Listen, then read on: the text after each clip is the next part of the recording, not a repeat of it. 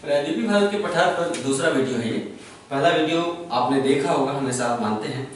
अगर नहीं देखा है तो प्रायद्वीपीय भारत के पठार का जो पहला भाग है, पहला वीडियो, उसे देख लीजिएगा, तभी ये दूसरा वीडियो आपको समझ में आएगा। क्योंकि इसमें हम तमाम ऐसी बातें करेंगे जिसके बारे में चर्चा हम पहले वीडियो में कर चुके हैं। तो हिट में तो यही रहेगा कि आप पहला वीडियो पहले देख लीजिए। आइए स्टार्ट करते हैं। पहले वीडियो में मैंने प्रायद्वीपीय भारत के पठार को देखने का नजरिया बताया था कि किस नजरिए से, किस दृष्टि से प्रायद्वीपीय भारत के पठार को देखना चाहिए। हमने ये भी बताया था कि हिमालय से बहुत पुराना है ये, और ये अलग किस्म का भूखंड है जो कि अफ्रीका से अलग हुआ है, गोंडवाना लैंड का हिस्सा था। प्रायद्वीपीय भारत को किस तरह से देखना चाहिए, इसके अलावा हमने बताया था अरावली पहाड़ी का विस्तृत वर्णन किया था उसमें, साथ ही मालवा पठार का भी विस्तृत वर्णन पहले भाग में किया गया है। तो आइए दूसरे भाग को हम स्टार्ट करते हैं।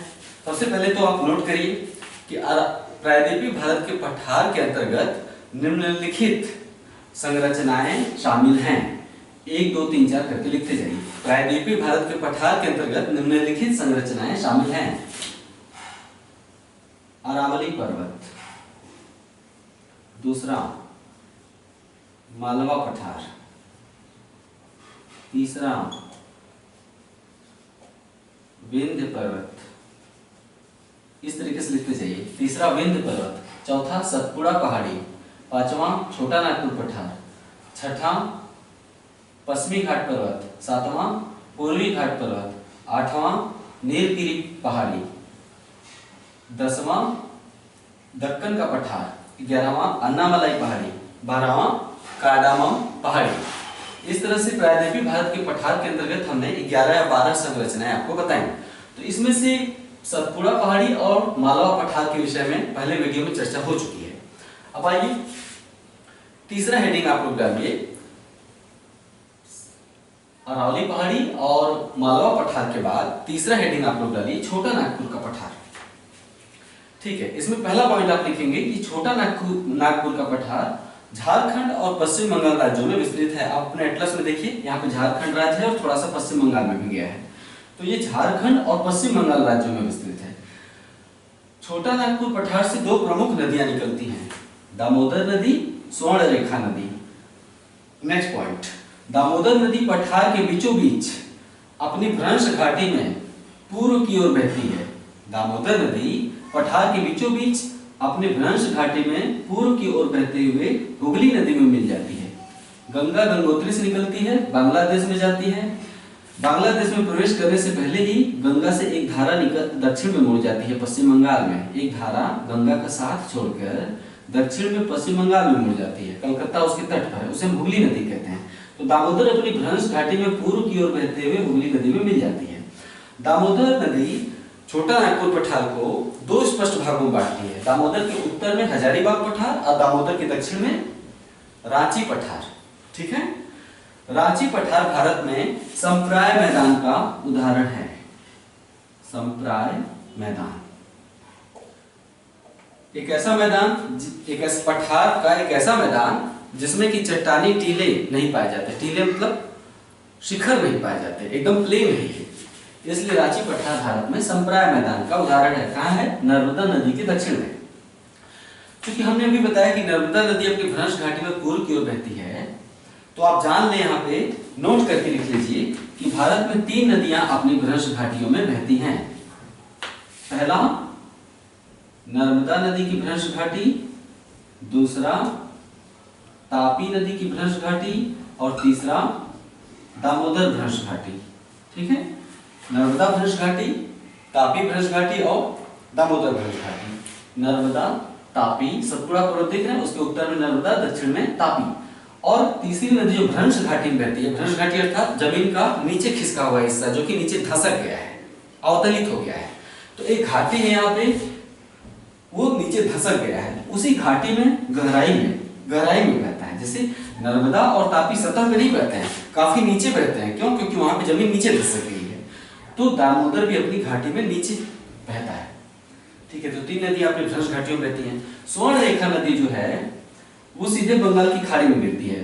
जो रांची है, झारखंड की राजधानी, स्वर्णरेखा नदी के तट पर है। राजधानी रांची स्वर्णरेखा नदी के तट पर है। और स्वर्णरेखा नदी पश्चिम बंगाल की खाड़ी में सीधे अपना जल गिराती है। नदियों में सब चर्चा होगी, फिलहाल हम बता रहे हैं कि यहाँ से 2 नदियां निकलती हैं। ठीक है। छोटा नागपुर का पठार भारत में खनिजों की दृष्टि से सबसे समृद्ध पठार है।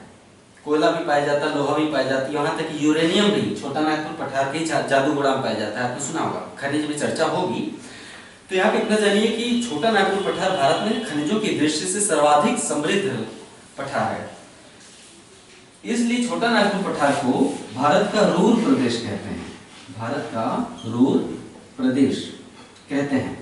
रूर प्रदेश जर्मनी में है। जर्मनी में 2 नदियां बहती हैं। आप यूरोप महाद्वीप वाला वीडियो जाके देखिए, उसमें मैंने बताया है कि जर्मनी में 2 नदियां, एक रूर दूसरी राइन।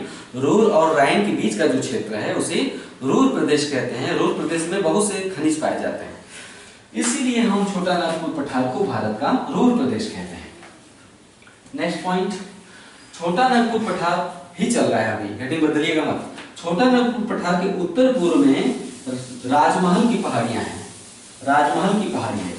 राजमहल की पहाड़ी छोटा नागपुर पठार के उत्तर पूर्व में पड़ता है। यहाँ देखिए, इसकी अवस्थिति मुख्य रूप से झारखंड राज्य में है। छोटा नागपुर राजमहल पहाड़ी की अवस्थिति मुख्य रूप से झारखंड राज्य में है।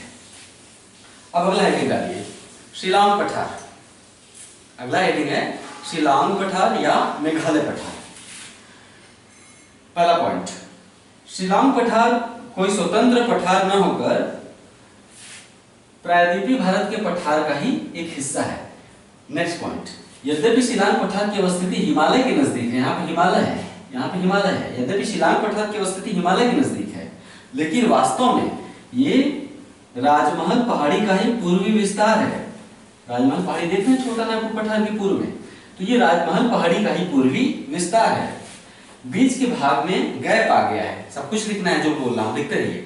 बीच के भाग में गैप आ गया है क्योंकि बीच का भाग धंसक गया है, अवतलित हो गया है। ओके, इस अवतलित भाग को ब्रह्मपुत्र और गंगा नदियों ने अपने जलोढ़ निक्षेपों से भर दिया है। जलोढ़ निक्षेप क्या होते हैं? नदियां पहाड़ों को काट कर मैदानी क्षेत्रों में जो बालू और मिट्टी ले आके भर देते हैं, उसे जलोढ़ निक्षेप कहते हैं।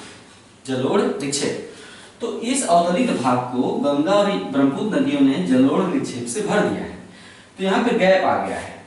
इस गैप को हम राजमहल गारो गैप या फिर मालदा गैप कहते हैं। राजमहल गारो गैप या फिर मालदा गैप कहते हैं। ठीक है। शिलांग पठार के अंतर्गत 5 पहाड़ियां शामिल हैं: गारो, खासी, जयंतिया। गारो, खासी, जयंतिया। गारो, खासी, जयंतिया, ये 3 पहाड़ियां मेघालय में हैं। 2 और पहाड़ियां शिलांग पठार के अंतर्गत, नाम है मिकिर, रेंगमा। मिकिर और रेंगमा कहां पे हैं? असम में। शिलांग पठार के अंतर्गत 5 पहाड़ियां हैं: गारो, खासी, जयंतिया असम में, मिकिर, रेंगमा गारो, खासी, जयंतिया मेघालय में, मिकिर और रेंगमा असम में। 5 पहाड़ियां इसके अंतर्गत।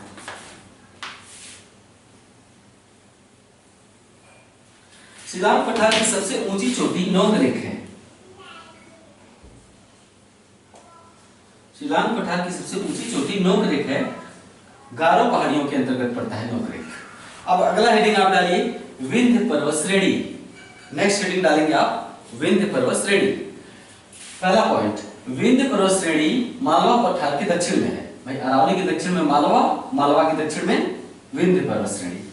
पहला पॉइंट मालवा के दक्षिण में है। दूसरा पॉइंट, विंध्य पर्वत श्रेणी का विस्तार पूरी तरह से मध्य प्रदेश में है। पश्चिमी छोर और पूर्वी छोर मध्य प्रदेश में है। नेक्स्ट पॉइंट, विंध्य पर्वत को पूर्व में भांडेर पहाड़ी और कैमूर पहाड़ी के नाम से जाना जाता है। भांडेर और कैमूर।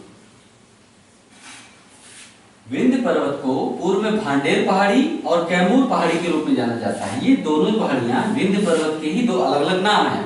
पूर्व में जाने पे भांडेर पहाड़ी कहते हैं और पूर्व में जाएंगे कैमूर। यानी विंध्य पर्वत की सबसे पूर्वी पहाड़ी कौन सी है? कैमूर पहाड़ी है। कौन से राज्य में? मध्य प्रदेश में। अब अगला पॉइंट, विंध्य पर्वत के अंतर्गत ही जो हेडिंग डाला है उसी में देखिए अगला पॉइंट है, विंध्य पर्वत के दक्षिण में, ये विंध्य पर्वत,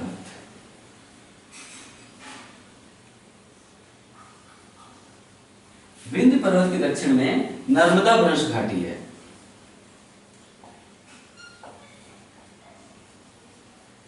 नेक्स्ट पॉइंट, नर्मदा भ्रंश घाटी के दक्षिण में सतपुड़ा पहाड़ी है।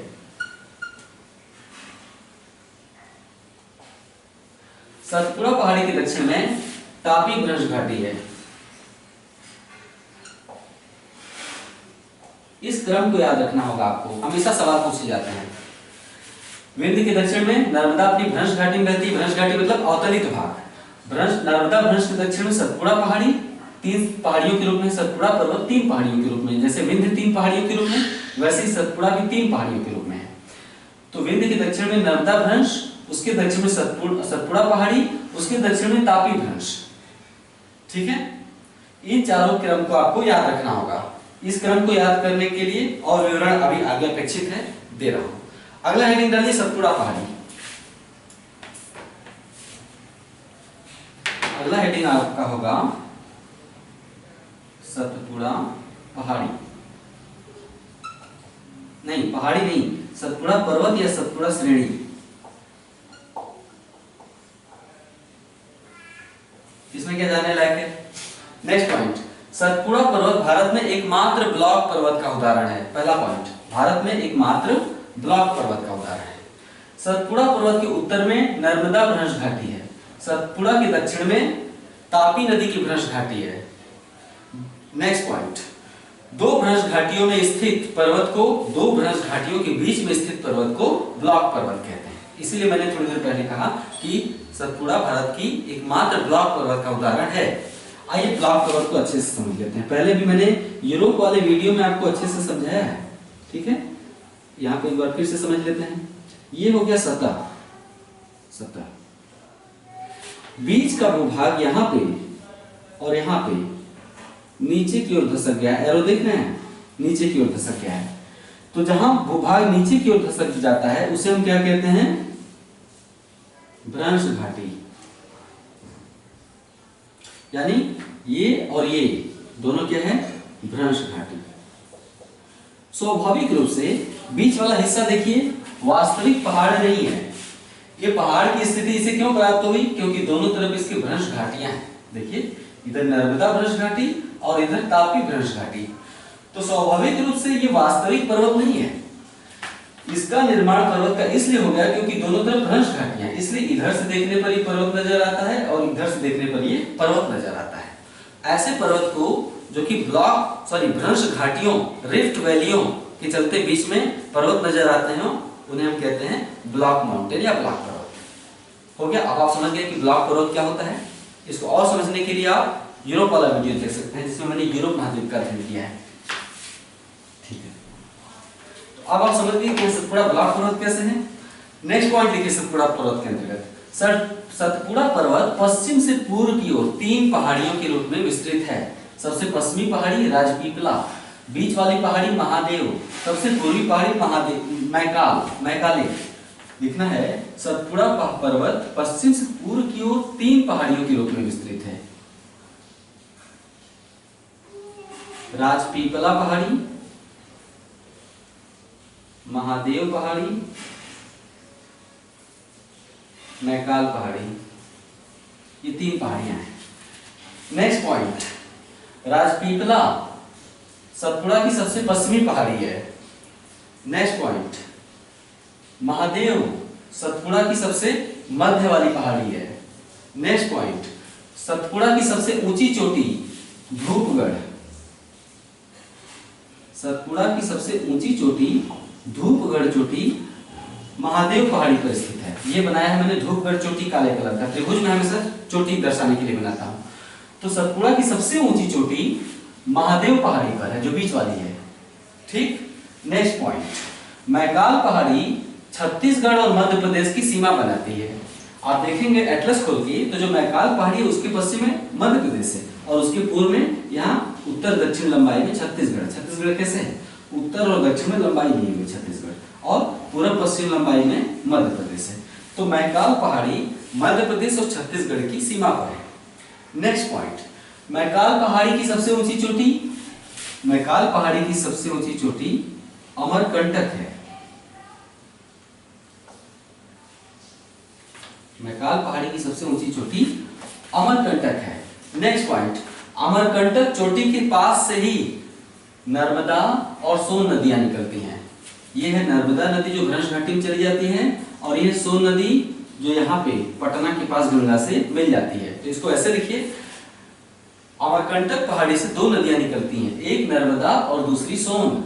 नर्मदा नदी पश्चिम में अपनी भ्रंश घाटी में बहते हुए खंभात की खाड़ी में गिरती है, और सोन नदी अमरकंटक से निकलती है और गंगा घाटी की तरफ प्रवाहित होती है, उत्तर की तरफ प्रवाहित हो जाती है। सोन नदी अमरकंटक से निकलकर उत्तर की ओर प्रवाहित होती है, और पटना के पास गंगा नदी से सोन नदी मिल जाती है। यानी सोन नदी का पानी कहाँ गिरता है? बंगाल की खाड़ी में, लेकिन डायरेक्ट नहीं गिरता है, प्रत्यक्ष नहीं गिरता है, गंगा नदी के माध्यम से गिरती है अपना पानी बंगाल की खाड़ी में। ठीक है, अब हो गया सतपुड़ा पर्वत श्रेणी।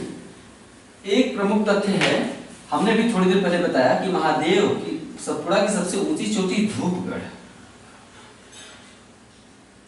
धूपगढ़ किस पर्वत पर है?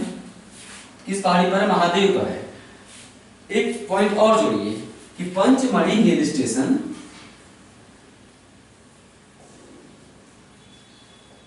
पंचमढ़ी आपने सुना होगा, मध्य प्रदेश में बहुत ही फेमस हिल स्टेशन है।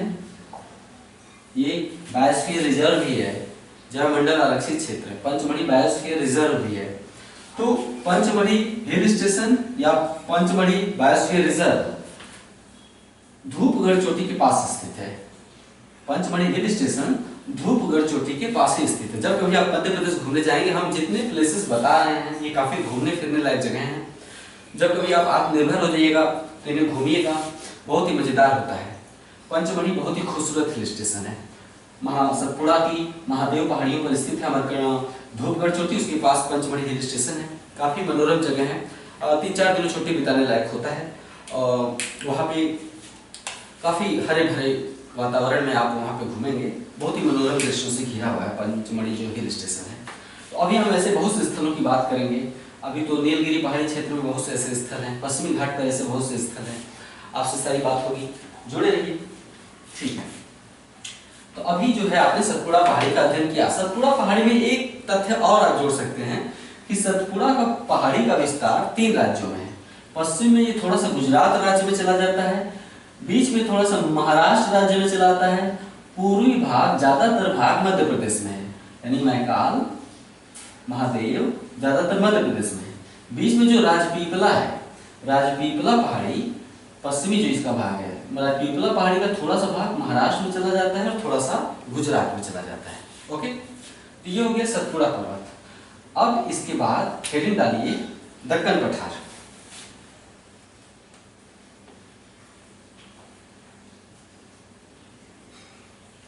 अब अगला हेडिंग आपका होगा दक्कन पठार।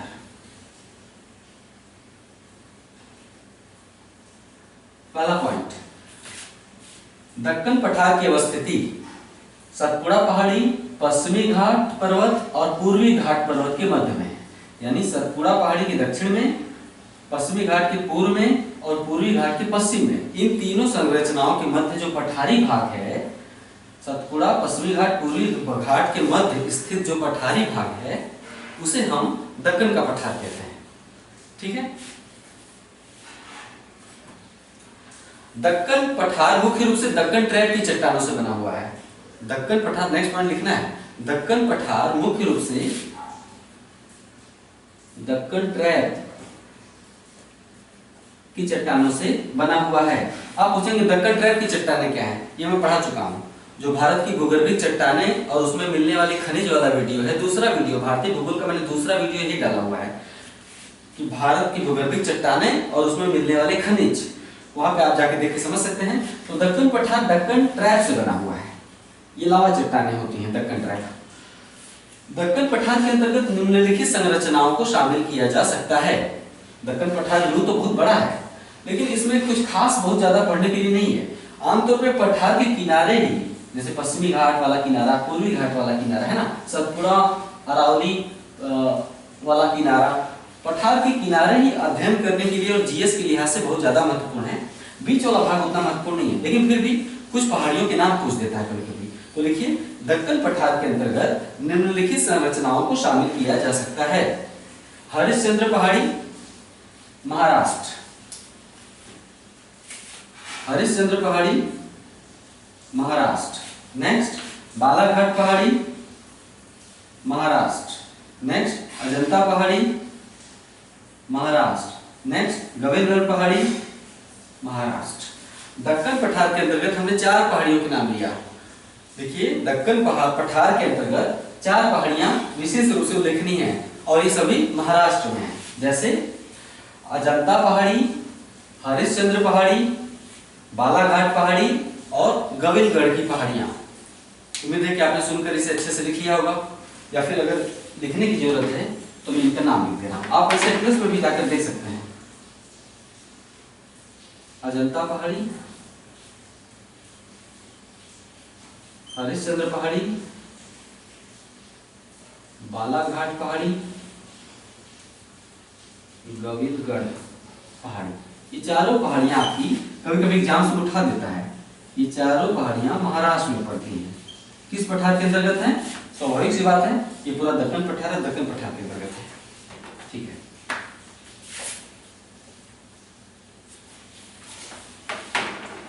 दक्कन पठार के अंतर्गत ही दंडकारण्य का पठार है। दक्कन पठार के अंतर्गत ही दंडकारण्य का पठार, जो हरे कलर का धब्बा आप देख रहे हैं ना, ये मैंने दंडकारण्य का पठार बनाया है। दंडकारण्य का पठार। दंडकारण्य का पठार मुख्य रूप से 2 राज्यों में विस्तृत है, छत्तीसगढ़ में और उड़ीसा में। इसका फैलाव थोड़ा छत्तीसगढ़ में है ज्यादातर और थोड़ा सा उड़ीसा में चला जाता है। नेक्स्ट पॉइंट, इसी में दंडकारण्य पठार के अंतर्गत ही बस्तर का पठार है। दंडकारण्य पठार के दक्षिण वाला जो हिस्सा है, दक्षिण वाला, इसको हम कहते हैं बस्तर का पठार। नेक्स्ट पॉइंट, भारत में टीन का एकमात्र भंडार बस्तर पठार पर पाया जाता है। भारत में टीन का एकमात्र भंडार बस्तर पठार के अंतर्गत पाया जाता है, यानी दंडकारण्य पठार के दक्षिण में बस्तर पठार पर टीन का भंडार पाया जाता है। भारत में एकमात्र जगह है ये।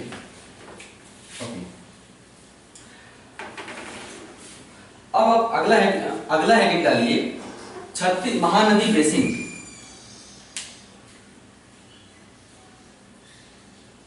महानदी बेसिन। छत्तीसगढ़ में दंडकारण्य पठार के उत्तर वाला जो हिस्सा है, दंडकारण्य का पठार देख रहे हैं, इसके उत्तर वाला जो हिस्सा है, जहां से ये महानदी निकल रही है, ये महानदी है भाई, ये तो दामोदर है, उसके दक्षिण में स्वर्ण रेखा और उसके दक्षिण में महानदी। महानदी छत्तीसगढ़ से ही निकलती है। तो छत्तीसगढ़, ये मैकाल पहाड़ी मैंने बताया ना, पश्चिम में महाराष्ट्र, मध्य प्रदेश, और मैकाल के पूर्व में छत्तीसगढ़। तो छत्तीसगढ़ यहां से लेकर यहां तक विस्तृत है। तो दंडकारण्य पठार का जो उत्तर वाला भाग है, लगभग इतना भाग, ठीक है, इतना भाग है तो पूरा पठारी इलाका, प्रायद्वीपीय भारत का पठार। लेकिन जो बीच वाला भाग है वो घाटी नुमा है, यानी समतल मैदान है। पठार के बीचों बीच बिल्कुल थाला जैसा इलाका है। थाला समझते हैं ना, कैसे आप गंगा नदी के आसपास जाते हैं तो वहां की जमीन आसपास की अपेक्षा थाले में होती है, गहरी चली जाती है। तो ऐसे थाले वाले इलाके को हम क्या कहते हैं? बेसिन कहते हैं। अरे ठीक वैसे ही जैसे वाश बेसिन होता है, वाश बेसिन में अपना चेहरा धोते हैं जिसमें, तो वाश बेसिन कैसा होता है? गहरा होता है ना। ठीक उसी तरह ये बेसिन नुमा है। आप बेसिन समझ गए ना, जिसमें हम चेहरा धुलते हैं या हाथ धुलते हैं। तो महानदी घाटी का जो इलाका है वो बेसिन की तरह थाले नुमा है, थाले की तरह, इसलिए उसे हम क्या कहते हैं? महानदी बेसिन। ये किस राज्य में पड़ता है? छत्तीसगढ़ राज्य में पड़ता है। तो लिखिए, महानदी बेसिन के अंतर्गत पहला पॉइंट, यह वास्तव में छत्तीसगढ़ राज्य में महानदी की घाटी है। ठीक है, नेक्स्ट पॉइंट, महानदी की घाटी है। नेक्स्ट पॉइंट, यह वास्तव में प्रायद्वीपीय पठार के मध्य में अर्थात दंडकारण्य पठार के उत्तर में और छोटा नागपुर पठार के दक्षिण में बिल्कुल थाले जैसा इलाका है, गहरी घाटी है, इसलिए इसे हम महानदी बेसिन कहते हैं। नेक्स्ट पॉइंट, महानदी बेसिन का क्षेत्र धान के उत्पादन के लिए विश्व प्रसिद्ध है। यहाँ पर धान का प्रति हेक्टेयर उत्पादन बहुत ज्यादा होता है। महानदी का बेसिन है, पानी की कमी नहीं है। साथ ही वर्ष भर यहाँ पे चक्रवात भी आते रहते हैं। आपने सुना होगा जब पहले चक्रवात आता है तो उड़ीसा आंध्र प्रदेश तट से टकराता है, उड़ीसा या आंध्र प्रदेश तट से टकराता है। जब अक्टूबर या नवंबर में चक्रवात जो आता है ठीक दशहरे के आसपास, तो यही या तो उड़ीसा से टकराएगा या तो आंध्र प्रदेश से। तो चक्रवात के चलते इस क्षेत्र में वर्षा भी खूब हो जाती है, नदी भी है, चक्रवाती वर्षा भी खूब होती है, और जहाँ पानी खूब सुलभ है वो क्षेत्र धान की खेती के लिए अच्छा माना जाता है। मिट्टी भी कुछ ऐसी होगी। तो महानदी बेसिन धान की खेती के लिए जाना जाता है, इसलिए हम छत्तीसगढ़ को धान का कटोरा कहते हैं, छत्तीसगढ़ को। ओके। उत्तर प्रदेश में धान का कटोरा चंदौली जिले को कहते हैं, क्योंकि उत्तर प्रदेश में चंदौली जिले में बहुत ज्यादा धान होता है। ठीक है, तो आज जो है मैंने प्रायद्वीपीय भारत का पठार का दूसरा वाला वीडियो कवर कराया। मैंने इसमें भी बहुत सी चीजें बनाई नहीं है, क्योंकि जितना पढ़ाता जा रहा हूँ उतना ही मैं बना रहा हूँ। बेवजह भीड़ लगाने से अच्छा है कि साफ सुथरा दिखाई दे। अब कल तीसरे वीडियो में मैं पश्चिमी घाट, नीलगिरी पहाड़ी और पूर्वी घाट पहाड़ी पढ़ाऊंगा, जहां से सबसे ज्यादा सवाल हमेशा पूछे जाते हैं। एक तो पश्चिमी घाट में बहुत ज्यादा चोटियां हैं, ऊपर से इसकी जटिलता बढ़ जाती है क्योंकि पूर्वी घाट से मिलकर नीलगिरी पर्वत का निर्माण करता है। साथ ही पश्चिमी घाट पर्वत दक्षिण में अनामलाई और कार्डामम पहाड़ियों के रूप में पूरे कन्याकुमारी तक चला जाता है दक्षिण में। तो ये बहुत ही तीसरा वीडियो जो मैं कल दूंगा या अगले वीडियो में दूंगा, तीसरा पार्ट, ये बहुत ही इंपॉर्टेंट होगा आपके लिए। फिलहाल आज का वीडियो कैसा लगा आप अपनी प्रतिक्रिया हमेशा की तरह देते रहिएगा। मैं सबके कमेंट जरूर पढ़ता हूँ, यूट्यूब वीडियो के नीचे जो कमेंट होते हैं। आप लोग मेरे साथ साथ मैं जो भी पढ़ा रहा हूँ वो नोट्स लगातार बनाते चले जाइए। कोई सवाल या कहीं अगर समझ में ना आए या मेरा लेक्चर कहीं समझ में ना आया हो तो आप नीचे कमेंट में पूछ सकते हैं। कहीं अगर ज्यादा फंसे हो, बताने लायक होगा तो मैं जवाब देने के लिए समय जरूर निकालूंगा। एक बात और, कमेंट में हमेशा लोग कहते रहते हैं कि क्या ये आईएएस के लिए ठीक है, कुछ लोग कहते हैं कि ये पीसीएस के लिए ठीक है। ये आईएएस पीसीएस के लिए सर्वोत्तम है, ठीक नहीं है। आईएएस परीक्षा के लिए तो खास रूप से मैं जिस तरह से बेसिक्स पढ़ाता हूँ तो उसके लिए आपको एनसीईआरटी पढ़ने की जरूरत नहीं रह जाती है। इसे पढ़ने के बाद एनसीईआरटी पढ़ने की जरूरत नहीं रह जाती। क्यों? क्योंकि एनसीईआरटी में यही सब बातें बहुत ही विस्तारपूर्वक लिखी रहती हैं। दूसरी बात, पीसीएस परीक्षा के लिए रामबाण है। तीसरी बात, कुछ एसएससी वाले लड़के आ जाते हैं बीच में, कमेंट करते हैं कि सर क्या ये एसएससी एग्जाम्स के लिए सही है। तो एसएससी वालों से मैं कहना चाहूंगा, पहली बात, जो लोग आपको जीके ट्रिक बताकर भ्रमित कर रहे हैं उनसे दूर हो जाइए। जीके ट्रिक से कभी भी आपका भविष्य नहीं बनने वाला है। अगर कहीं से एक घिस पिट की नौकरी पा भी गए तो आपकी पर्सनालिटी बहुत ही डाउन रह जाएगी। जीके ट्रिक, आप अपने देश के भूगोल के विषय में नहीं जानते हैं, कितनी बुरी बात है। कौन सी नदी कहाँ बहती है नहीं जानते हैं, ट्रिक से याद कर रहे हैं आप। मैंने देखा है लोग ट्रिक से मुगल बादशाहों का क्रम याद करते हैं, पता नहीं कौन सा ट्रिक है। अरे ट्रिक से आप इतिहास तैयार कर लेंगे, भूगोल तैयार कर लेंगे, ये बहुत ही दकियानुसी बात है। ट्रिक से पढ़ाई नहीं हो सकती और करियर तो कतई नहीं बनाया जा सकता। तो आप ट्रिक पढ़ना छोड़िए। ये संदेश मेरा एसएससी वालों के लिए है। जो मैं पढ़ा रहा हूँ उससे अच्छा कहीं नहीं समझ में आएगा। ये एक बार पढ़ लेंगे ट्रिक से, एक तो पहले ट्रिक याद करो, फिर ट्रिक को याद करने के, क्योंकि 10,000 ट्रिक याद कर लेंगे आप, फिर ट्रिक को याद करने के लिए दूसरा ट्रिक याद करो। कितना ट्रिक याद करेंगे आप लोग? आपकी पूरी जिंदगी ट्रिक बन जाएगी। तो इस तरह से आप ट्रिक को छोड़िए और ज्ञान पर आइए, वास्तविक ज्ञान पर आइए। जैसे जैसे मैं पढ़ाता जाता हूँ उसी कॉपी में लिखते जाइए। मेरे साथ 3-4 महीने लगातार बने रहिए। आपको खुद ही महसूस होगा कि ट्रिक वालों ने आपको कितना बड़ा बेवकूफ बनाया। आप जल्दी उसे छुटकारा पा लेंगे। वो एक नशे की तरह होता है। जैसे सिगरेट से, लत से छुटकारा पाना मुश्किल होता है, आसान नहीं होता है, उसी तरह जीके ट्रिक वालों से छुटकारा पाना थोड़ा मुश्किल होता है। लेकिन मैं भी निकोटीन की गोली हूँ, आप साथ साथ जुड़े रहिए, उससे छुटकारा मिल जाएगा। तो ठीक है, आज का वीडियो समाप्त हुआ। कल जो है कि प्रायद्वीपीय पठन का तीसरा भाग होगा। जस्ट उसके बाद नदियों का चैप्टर शुरू होने वाला है। मैं सब कुछ क्रम से ले चलूंगा, घबराइए मत। क्रम से प्रत्येक चैप्टर की बारी आएगी। ऐसा नहीं होगा कि पहले नदी पढ़ा दूं बाद में पर्वत पढ़ाऊं। ये क्रम गलत होता है। पहले पर्वत पठार, बाद में नदी, फिर मिट्टी, फिर जलवायु। इस तरह से चलता रहेगा। जुड़े रहिए। नमस्कार।